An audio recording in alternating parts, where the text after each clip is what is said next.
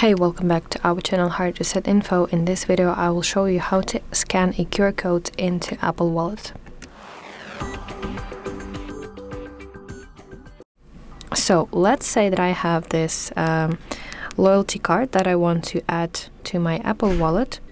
It could be any other card. It could be the boarding pass, the transit card, loyalty card, whatever that you use that you want to add to your Apple Wallet.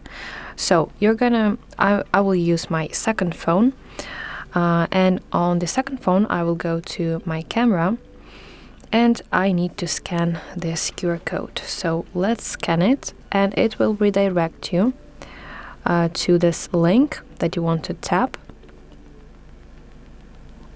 One more time. Okay, and now on this phone you will see preview of this card, and you want to tap add in the top right to add this card to your wallet. So let's go to wallet application and check if this card is there. Yes, here it is. And this way you can use QR codes to use some kind of cards to your Apple Wallet. So that's it. I really hope that you find this video helpful, and if so, please like this video and subscribe to our channel to see more content like this.